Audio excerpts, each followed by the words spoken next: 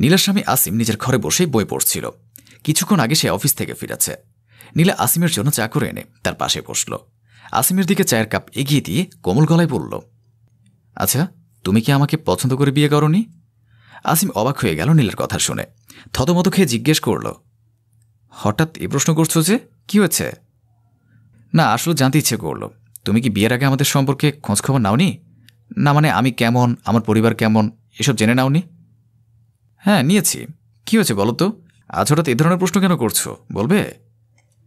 কি করবো বলো? কথায় কথায় তোমরা আমাকে কথা শোনাও। আমার বাবা মাকে তোমার বাবা মা ছোট লোক বলে অপমান করে, তাই জানতে ইচ্ছে করলো।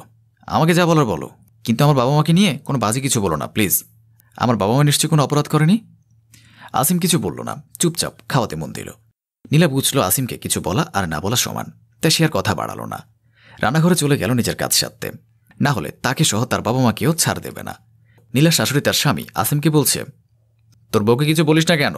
তুই অফিসে যাওয়ার পর থেকে ফোনে ব্যস্ত হয়ে যায়, সারাদিন মায়ের সাথে গুজুর গুজুর ফুসুর ফুসুর করতে থাকে। এভাবে কি সংসার চলে বল? আমরা তো কিছু বলে সমস্যা হয়ে যাবে। এভাবে সারাদিন মায়ের সাথে মেয়েরা কথা বললে তাদের সংসারে শান্তি থাকে না। মায়ের বুদ্ধিতে শ্বশুর শাশুড়িকে বৃদ্ধাশ্রমে পাঠিয়ে দেয়। সময় থাকতে শাসন কর, না হলে যখন হাতছাড়া হয়ে যাবে তখন বুঝবি কেমন লাগে। আসিম রাগে হাত মুঠো করে রাখল। নীলাকে আজ একটা শিক্ষা দিতেই হবে। রাতের খাবার শেষ করে নীলা রুমে গিয়ে দেখল আসিম বসে আছে। নীলা কিছু না বলে নিজের মতো বিছানাতে শুতে গেলে আসিম তাকে থামিয়ে দিল। তোমার ফোন কোথায় নীলা? নীলা তার ফোনটা আসিমের হাতে দিতেই আসিম ফোনটা সজোরে আছাড় দিয়ে ভেঙে ফেলল। নীলা দেখেও কিছু বলল না। সে জানত আজ এমন কিছু একটা হবে। আজ থেকে তুমি আর ফোন ব্যবহার করবে না। তোমার বাবা মায়ের সাথে কথা বলতে হলে আমার ফোন থেকে বলবে, মনে থাকবে? আমার বাবা মা তোমার কি হয় আসিম? কি আবার হবে? আমার শ্বশুর শাশুড়ি হয়। তাহলে তাদের একটু সম্মান দিয়ে কথা বলো। আমি এত কথা বুঝি না, আমি যা বলেছি তাই হবে। এর বাইরে এক পাও নড়বে না তুমি। নীলা চুপচাপ শুয়ে পড়ল। আসিম বিরক্ত চোখে তাকিয়ে রইল নীলার দিকে। রিনা বেগম এতক্ষণ আসিমের দরজার সামনে দাঁড়িয়েছিল। আসিমের কথা শুনে সে খুব খুশি মনে নিজের রুমে চলে গেল। তার ছেলেকে হাত করা এত সহজ না, সে হতে দিলে তো। রিনা বেগম কল করেছেন নীলার মা মিসেস আসমার কাছে। আসসালামু আলাইকুম বেআইন, কেমন আছেন? ভালো তো থাকতেই চাই, কিন্তু আপনারা থাকতে দিচ্ছেন কই? মিসেস আসমা থতমত খেয়ে গেলেন। সে রিনা বেগমের কথার মানে বুঝতে পারছে না। কি বলছেন বেআইন? আমাদের মেয়ে কি কোনো ভুল করেছে? ভুল তো আপনি করেছেন। মেয়েকে সংসারে মন দিতে না বলে সারাদিন কুমন্ত্রণা দিয়ে যাচ্ছেন। এসব কি ঠিক? আপনি কি চাইছেন আমাদের ছেলে থেকে আমাদের আলাদা করতে? এই শিক্ষা আপনার? কিসব বাজে বাজে কথা বলছেন আপনি? মাথা ঠিক আছে আপনার? আমি সবসময় নীলাকে বলি আপনাদের সেবা যত্ন করতে, আপনাদের খেয়াল রাখতে। আমার মেয়েকে আমি চিনি বেআইন, তাই আমার মনে হয় না সে এমন কিছু করতে যাবে যাতে তার বাবা মায়ের অসম্মান হয়। আমার শিক্ষার উপর আমার বিন্দু পরিমাণ সন্দেহ নেই। রিনা বেগমের মুখটা অপমানে থমথম হয়ে গেল। মিসেস আসমা তাকে এতগুলো কথা শুনিয়ে দেবে সে কল্পনাতেও ভাবেনি। মিসেস আসমা কখনো তার সাথে খারাপ আচরণ করেননি। মহিলা সবসময় তার সাথে বিনয়ের সাথেই কথা বলেছে, কিন্তু আজ সে মানুষটা তাকে এভাবে কথা শোনাবে সে কি করে ভাববে? রিনা বেগম রাগে ফোঁস করতে লাগল। কয়েকদিন পর নীরা নিজের মতো করে কাজকর্ম করছিল। রিনা বেগম তার মেয়ের সাথে কথা বলছে ফোনে। তার ননদ শ্বশুর শাশুড়ির নামে নালিশ করছে মায়ের কাছে। মা, আমার আর এসব ভালো লাগছে না। সারাদিন শ্বশুর শাশুড়ির পেছনে ছুটতে ছুটতে চলে যায়, নিজের জন্য কোনো সময় বের করতে পারি না। রোহানকে কত করে বোঝালাম আলাদা একটা বাসা নেওয়ার জন্য, কিন্তু সে কিছুদিন মানছে না। বাদ দে তো, তুই বরং আমাদের 3 তলায় শিফট হয়ে যা। আমি আসিমকে বলে সব কিছু রেডি করে রাখছি। চোখের সামনে সারাক্ষণ দুটো বুড়ো মানুষ ঘুরঘুর করলে জীবন উপভোগ করা যায় নাকি? ভাবতেই তো অস্বস্তি হচ্ছে। না হলে তাদেরকে গ্রামের বাড়িতে পাঠিয়ে দে। জামাইকে বল তাদের গ্রামে একজন লোক রেখে দিতে। আজকাল শ্বশুর শাশুড়িকে নিয়ে একসাথে থাকার যুগ আছে নাকি? তোদের হচ্ছে এখন জীবন উপভোগ করার সময়, তা না করে শ্বশুর শাশুড়ির সেবা করছিস। কি করব বলো? ও তো আমার একটা কথাও শুনতে চায় না। আমি বা কি করব? নীলা এসে রিনা বেগমের থেকে ফোনটা নিয়ে তার ননদকে বলল, বিয়ের পর মেয়েদের বাবার বাড়িতে কিছু বলতে হয় না, বুঝেছ? শ্বশুর শাশুড়ি সব তাদের সেবা করবে আর মন দিয়ে সংসার করবে। এভাবে মায়ের পরামর্শে নিজের সংসার ধ্বংস করো না। তোমার মা তোমাকে বলেনি মায়েদের সাথে বেশি কথা বললে সংসারের সুখ শান্তি থাকে না? শাশুড়ি মা তো দেখি ঠিকই বলতো, মায়েরা কুপরামর্শ দিয়েই নাকি মেয়েদের সংসারে অশান্তির সৃষ্টি করে। আমি এতদিন বিষয়টা আমলে নিইনি, কারণ আমার মা তো আমাকে কখনো এসব বলেনি। এখন দেখছি শাশুড়ি মা নিজেই এমন, তাই সবাইকে নিজের মতো ভেবেছে। সংসারে কোনো কুবুদ্ধির জন্য এখানে কল করবে না। শ্বশুর শাশুড়ির সাথে মন দিয়ে সংসার করো। তারা তোমার কাছে তাদের ছেলে বেঁচে দেয়নি যে তাকে নিয়ে বগল দাবা করে নিজের সাথে আলাদা করে নিয়ে যাবে। নীলা কল কেটে দিল। রিনা বেগম কটমট করে নীলার দিকে তাকিয়ে আছে। তোমার এত বড় সাহস? তুমি আমার হাত থেকে ফোন কেড়ে নাও, আমার মেয়েকে কথা শোনাও? সাহস আমার বরাবরই ছিল মা। চুপ থাকি বলে আপনারা ধরে নিয়েছেন আমি কথা বলতে জানি না। বোবা, আপনারা কি মনে করেন আমি আপনাদের চাল কিছুই বুঝি না? সবটাই আমি বুঝছি, তবু আমি চুপ করে থাকি, কারণ আমি সংসারে কোনো অশান্তি চাই না, সবাইকে নিয়ে মিলেমিশে একসাথে থাকতে চাই। কিন্তু আপনি দিন দিন আমার সহ্যের সীমা অতিক্রম করে ফেলেছেন। সেদিন আমার মাকে জানোই তা বলে অপমান করেছেন। নিজের মেয়ে শ্বশুরবাড়ির সেবা করুক তা আপনার ভালো লাগে না, অথচ ঘরের বউর মাথায় উঠে সারাক্ষণ নাচতে থাকেন। ছেলেকে বউর সাথে ভালো সম্পর্ক তৈরি করতে দেন না, আর মেয়েকে বুদ্ধি দেন বর নিয়ে আলাদা হয়ে যেতে। নিজের বেলায় 16 আনা, তাই না? রিনা বেগম রাগে ফোঁস করছে। নীলা তার রাগকে পাত্তা না দিয়ে উপরে রান্নাঘরে চলে গেল। এই কয় বছরের সংসার জীবনে সে কখনো রিনা বেগমের সাথে এভাবে কথা বলেনি, কিন্তু আজ রিনা বেগম নিজে বলতে বাধ্য করেছেন। একটা গাছে যদি প্রতিদিন একটা একটা করে আঘাত করা হয়, তাহলে খুব সহজেই সেই গাছটা কেটে ফেলা সম্ভব। তা গাছটা যতই শক্তিশালী হোক না কেন, সে তো একটা মানুষ। এরা মাছেরে মিলে তাকে কোণঠাসা করতে করতে একটা গোলক ধাঁধায় আটকে ফেলেছে। সেখান থেকে বের হওয়া এবার মুশকিল হয়ে পড়েছিল। সে নিজের সত্তাকেই হারাতে বসেছিল। এভাবে আর না। রাতে আসিম বাসায় ফিরে আসতেই রিনা বেগম ছেলেকে ধরে কান্না করতে করতে নীলার নামে নালিশ করলেন। অফিস থেকে ফিরে আসিম এমনিতেই ক্লান্ত ছিল। মায়ের নালিশে নিজের রাগ ধরে রাখতে পারল না, হন করে রুমে চলে আসলো। নীলা শুয়েছিল। আসিম হাতের ব্যাগটা বিছানায় ফেলে কর্কশ গলায় বলল, তুমি আমার মাকে কি বলেছ? আসিমের কথা শুনে নীলা উঠে বসল। সহজ গলায় বলল, কি বলবো, আমি শুধু তার ভুলগুলো শুধরে দিয়েছি। সে নিজের মেয়ে আর বউকে 2 রকম শিক্ষা দেবেন, তা তো হতে পারে না। মানে? তোমার মা তোমার বোনকে বলছে সে যেন তার শ্বশুর শাশুড়িকে গ্রামের বাড়িতে রেখে আসে, আর তা না হলে আমাদের উপরের ফ্ল্যাটে তার বরকে নিয়ে শিফট হয়ে যেতে। শ্বশুর শাশুড়ির সাথে থাকা চলেই নাকি এখন আর? নিজের মতো করে সময় কাটানো যায় না। উনি যদি নিজের মেয়েকে কুপরামর্শ দিতে পারেন, তাহলে ছেলের বউ হিসেবে একই পরামর্শ আমার জন্য প্রযোজ্য হবে, আর তুমি তা মানতে বাধ্য। তোমার মা নিশ্চয়ই তোমার খারাপ চাইবে না? আসিম চুপ করে গেল। তার নিজেরও কেমন জানি লাগছে, তার মা এমন কিছু করবে। তুমি চাইলে তোমার মাকে গ্রামের বাড়িতে রেখে আসতে পারো, আর তা না হলে আমরা অন্য কোথাও শিফট হতে পারি। কি বলো? বাজে কথা বলা বন্ধ করো, এসব যেন তোমার মুখে না শুনে। আসিম হনহন করে বেরিয়ে গেল। এতক্ষণ রিনা বেগম দরজায় আড়ি পেতে ছেলে আর ছেলের বউয়ের কথা শুনছিল। আসিম আসছে বুঝে সেও সেখান থেকে সরে পড়ল। এভাবে আর ছেলের বউকে দমিয়ে রাখতে পারবে না বুঝতে পেরেছে সে। নীলার মন আজ হালকা লাগছে। অনেকদিন পর মন খুলে শ্বাস নিচ্ছে সে।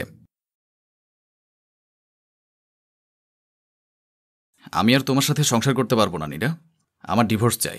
নীরা সাদিকের কথা শুনে হতভম্ব গলায় বলল, কি বলছো এসব? আমি কি কোনো ভুল করেছি? তুমি ভুল করোনি, ভুল করেছি আমি। আমারই বিয়ে করা উচিত হয়নি। সাদিকের বিরক্ত মুখ দেখে নীরা কিছু বলতে চেয়েও বলতে পারল না। সাদিক নিজের কথা শেষ করে রুম থেকে বেরিয়ে গেল। নীরা কান্নায় ভেঙে পড়েছে।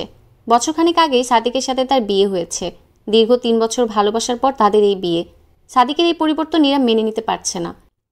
নীরা তার কাছের বান্ধবী মিতুকে কল করে বলল, হ্যালো। নীরার কান্নারত কণ্ঠ শুনে মিতু সামান্য ভরকে গেল। চিন্তিত গলায় বলল, কি হয়েছে নীরা, তুই কাঁদছিস কেন? সাদিক আজ আমাকে ডিভোর্সের কথা বলেছে। আমি কিছু বুঝতে পারছি না কি করব। মিতু অবাক হয়ে বলল, ডিভোর্সের কথা বলেছে মানে? কি এমন হয়েছে তোদের মাঝে? হঠাৎ ডিভোর্সের কথা বলল কেন? আমি কিছুই জানি না।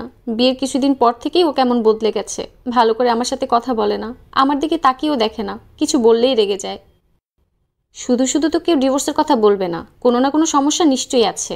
আচ্ছা, কোনো মেয়ের চক্কর নেই তো? না মানে আজকাল তো এমন অনেক ঘটনাই ঘটছে, তাই বলছিলাম আর কি। নীরা আতঙ্কিত হয়ে বলল, কি বলছিস এসব? সাদিক এমন ছেলে না। তুই কি ভুলে গেছিস? আমরা ভালোবেসে বিয়ে করেছি। সাদিক আমার জন্য কতটা পাগল ছিল সেটা নিশ্চয়ই তোকে নতুন করে বলতে হবে না। আহা, রাখছিস কেন? আমি শুধু সম্ভাবনার কথা বললাম। একটা মানুষ হুট করেই তো আর এভাবে বদলে যেতে পারে না। নীরা মিতুর কথার উত্তর দিল না। চোখের পানিতে তার গাল ভিজে যাচ্ছে বারবার। মিতু নীরাকে সামলাতে বলল, আচ্ছা তুই চিন্তা করিস না, আমি সাদিক ভাইয়ের সাথে কথা বলে দেখি তার সমস্যাটা কোথায়। ঠিক আছে। বাবা মায়ের কাছে এসব কি করে বলবো আমি? তাদের অমতে গিয়ে সাদিককে বিয়ে করেছি। বাবা বারবার করে বলেছে সাদিক সংসার করার ছেলে নয়, ও নিজের ফ্যান্টাসিতে থাকতে পছন্দ করে। বাবার কথা আমি শুনিনি। এখন আমি কোন মুখে তাদের সামনে গিয়ে দাঁড়াবো? তুই আগে শান্ত হ। তোর ভাসুরা যার সাথে কথা বল। সাদিক ভাইয়ের এই বাড়াবাড়ি কিছুতেই মেনে নেওয়া যায় না। বিয়েটা কি ছেলে খেলা নাকি? আশ্চর্য! একটা মেয়ে জীবন নিয়ে সে যা খুশি তা করতে পারে না। সমাজ তো আর তাকে কিছু বলবে না। সমাজ সবসময় মেয়েদের দোষটাই দেখে। একদম ভেঙে পড়বি না, নিজেকে শক্ত কর। তার সামনে নিজেকে দুর্বল দেখালে সে আরও তোকে আঘাত করবে। নিজের সাথে হওয়া অন্যায়ের প্রতিবাদ কর। আমরা সবাই তোর পাশে আছি। নীরা মিতুর সাথে কথা বলে ফোন রেখে দিল। এ বাসায় তারা সহ তার বড় ভাসুর আর যা থাকে। সাদিকের বনিদি পরিবার, টাকা পয়সার অভাব নেই তাদের। মানুষ হিসেবেও তাদের কোনো জুড়ি নেই। নীরা এক বুক আশা নিয়ে তার বড়জা লিজার কাছে গেল। লিজা নিজের ঘর গুছাচ্ছিল। নীরাকে দেখে হাসি মুখে বলল, কি ব্যাপার, আজ সকাল সকাল মহারানী আমার ঘরে? সূর্য আজ কোন দিক থেকে উঠেছে? নীরা মলিন গলায় বলল, কিছু কথা ছিল ভাবি। লিজা হাতের কাছ রেখে নীরার দিকে তাকালো। নীরার বিধ্বস্ত মুখ দেখে তাকে পাশে বসিয়ে চিন্তিত গলায় বলল, কি হয়েছে নীরা, এমন দেখাচ্ছে কেন তোমাকে? সাদিক আমাকে ডিভোর্স দিতে চাইছে ভাবি, সে আর আমার সাথে সংসার করতে চায় না। এগুলো কোন ধরনের কথা? ঝগড়া হয়েছে তোমাদের মাঝে? না ভাবি, সে আমি কেন, কারোর সাথেই সংসার করতে চায় না। সব কিছুর একটা লিমিট আছে। সাদিকের বেয়ারাপনা দিন দিন বেড়ে যাচ্ছে। মানুষ সবসময় একই রকমের থাকবে এর তো কোনো মানে নেই। একসময় বন্ধু বান্ধবদের নিয়ে আড্ডা দিয়েছে, নিজের মতো সময় কাটিয়েছে, তাতে আমাদের কোনো সমস্যা ছিল না। এখন বিয়ে করেছে, এখন তার এমন আচরণ মেনে নেওয়া সম্ভব না। তোমার ভাই আসুক, আজ আমরা ওর সাথে কথা বলবো। ছাড় পেয়ে পেয়ে অমানুষ তৈরি হয়েছে। নীরা কেঁদে কেঁদে বলল, সাদিক আমাকে ছেড়ে দিলে আমি কি করব ভাবি? বাবা মায়ের সামনে কি করে দাঁড়াবো? আমার মাথায় কিছুই ঢুকছে না। এত নিখুঁত ভালোবাসার কি এমন পরিণতি হয়? লিজা নীরাকে সান্ত্বনা দিয়ে বলল, তুমি চিন্তা করো না, আগে সাদিকের সাথে কথা বলি, দেখি ওর কি সমস্যা। ডিভোর্স কি মুখের কথা নাকি যে বললেই হয়ে গেল? আমি দেখছি কি করা যায়।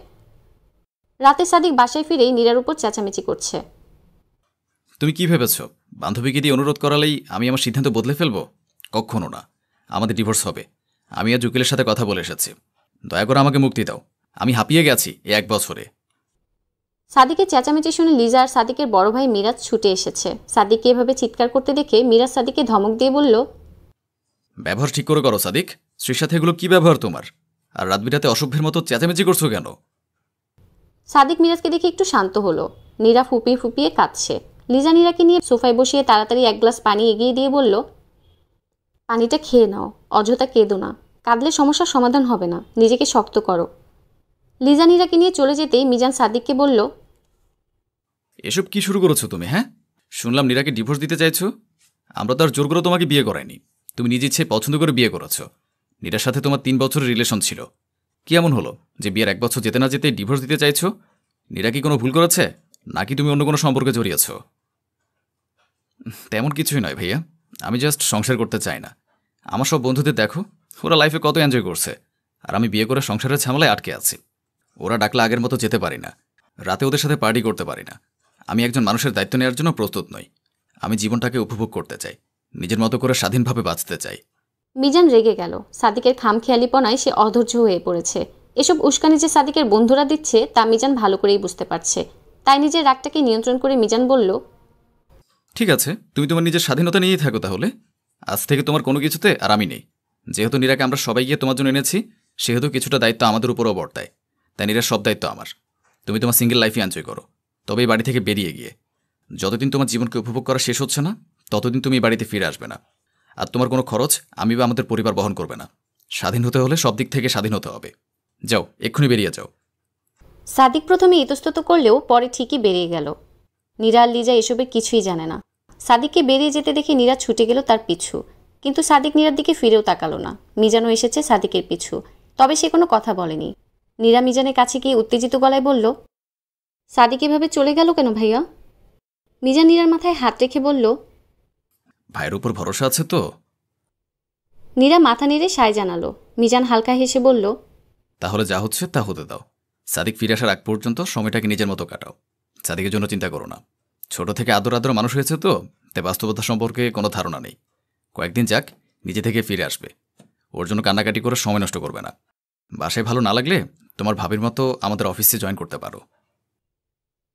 নীরা মিজানের কথা মেনে নিল। সাদিক তাকে খুব বেশি সস্তা ভেবে ফেলেছে। সাদিককে সে এত সহজে ক্ষমা করবে না। সাদিক বাসা থেকে বেরিয়ে সোজা তার বন্ধুর বাসায় চলে গেছে। নিয়াজ সাদিকের খুব ঘনিষ্ঠ বন্ধু। সাদিক ভেবেছে এখন থেকে নিয়াজের বাসায় থাকবে। নিয়াজ সাদিককে দেখে খুশি হলেও পরে সবকিছু শুনে মনে মনে বিরক্ত হলো। সে নিজেই এতদিন সাদিকের টাকায় চলেছে, এখন সে সাদিককে পালবে কি করে? নিয়াজের বাসায় কয়েকদিন ভালো কাটলেও তারপর থেকে নিয়াজ এটা সেটা বলে সাদিককে নিজের সমস্যার কথা বোঝাতে চাইছে। দেখ সাদিক, এভাবে বাড়ি ছেড়ে আসা তোর উচিত হয়নি। তুই কিছু করছিস না, চলবি কিভাবে একবার ভেবে দেখেছিস? আরে বাদ দে তো, একটু রিল্যাক্স করতে দে। কয়েকদিন পর কিছু একটা করে নিব। নিয়াজ সাদিকের উপর রেগে গেল। আমি কি এখানে হোটেল খুলে বসেছি যে তোকে বসিয়ে বসিয়ে খাওয়াবো? সাদিক নিয়াজের কথা শুনে সোজা হয়ে বসল। অবাক হয়ে বলল, কি বলছিস এসব? আমি কি কখনো তোকে টাকা দিইনি? প্রতি মাসে 20,000 টাকা তোর কাছে আসলে আমার খরচ হয়। তোর গত মাসের ভাড়াটাও আমি দিয়েছি, আজ এই কথা বলছিস? যখন দিয়েছিস। আমি এখন আর তোকে বসিয়ে বসিয়ে খাওয়াতে পারবো না। তুই এক্ষুনি আমার বাসা থেকে বেরিয়ে যা। সাদিক নিজের ভুল বুঝতে পারল। তার বন্ধুরা এতদিন তাকে টাকার জন্য ব্যবহার করেছে তা সে খুব ভালো করেই বুঝেছে। নিয়াজকে কিছু না বলে সাদিক নিজের বাসায় চলে এলো। নিজের ভুল বুঝতে সাদিকের একটু দেরি হয়ে গেছে, যার মাসুল এখন তাকে দিতে হচ্ছে।